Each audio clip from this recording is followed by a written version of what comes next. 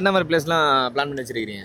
UK போகிறேன் அடுத்தது. UK ஆமாம். ஃபுல் ட்ரிப் தான் போலக்குண்ணே. ஆமாம் ஆமாம். ரெண்டாவது வந்து முதலீடு எதுக்காவது நீங்கள் முதலீடு பண்ணியிருப்பீங்கல்ல, இந்த அமௌண்ட்டை போட்டிருப்பீங்க. பட் ஆனால் அது வந்து நீங்கள் நினச்ச மாதிரி அமைஞ்சிருக்காது, திடீர்னு வந்து உங்களுக்கு கஷ்டமாகவே அமைஞ்சிருக்கும். அது அந்த மாதிரி ஏதாவது நடந்திருக்கா இப்போ?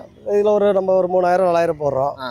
அது போட்ட உடனே நம்ம எவ்வளோ விற்கிது சொல்ல முடியாது. ஒரு சமயம் அதிகமாகலாம் வரும், ஒரு சமயம் வியாபாரம் அது நஷ்டத்துக்குமா போயிடும். அது சேவிங்ஸ் பிளான் ரொம்ப நம்ம ஓரளவுக்கு பட்ஜெட் போடுவோம்.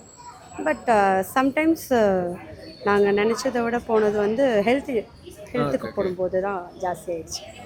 சேவிங்ஸ்ன்னு பொறுத்த வரையும் இன்ன வரையுமே நாங்கள் என்ன பிளான் பண்ணாலும் அது ஒர்க் அவுட் ஆகாது.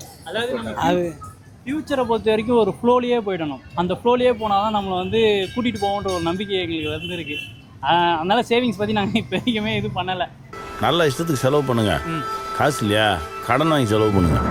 லேண்ட் இன்வெஸ்ட் பண்ணலான்னு ஒரு காசு வச்சுருந்தேன், அது செலவு பண்ணிட்டேன். அப்ராட் போயிட்டு, அதாவது அப்ராட் டூர் போயிட்டு டூரிசம் பிளேஸ் டூர்னா எந்த இடத்துக்கு போனீங்க? பாலி தாய்லாந்து போனேன். பாலி எப்படி இருந்துச்சுண்ணே? நல்லா இருந்தது. ஒரு 25 நாள் இருந்தோம். என்னண்ணே பாலி, என்னண்ணே பாலிக்கு போனால் 10 நாள் 5 நாளில் வரணுண்ணே. அதெல்லாம் சொல்லக்கூடாது. ஏன் சொல்றடி? அதெல்லாம் நீ சொல்லக்கூடாது. வா வா வா வா. என்ன மாதிரி பிளேஸ்லாம் பிளான் பண்ணி வச்சிருக்கீங்க? யூகே போகிறேன் அடுத்தது. யூகே ஆமாம். ஃபுல் ட்ரிப் தான் போலக்குண்ணே. என்ன பிளான் பண்ணிட்டு இருக்கீங்க? லடாக்கு லடாக் எத்தனை வருஷமா பிளான் பண்ணிட்டு இருக்கீங்க? 3 வருஷமா பிளான் பண்ணிருக்கோம். 3 வருஷமா பிளான் பண்ணீங்க. ஆமா. அப்பா இப்ப பிளான் பண்ணேன். லடாக் போனேன்னு இப்ப பிளான் பண்ணேன்.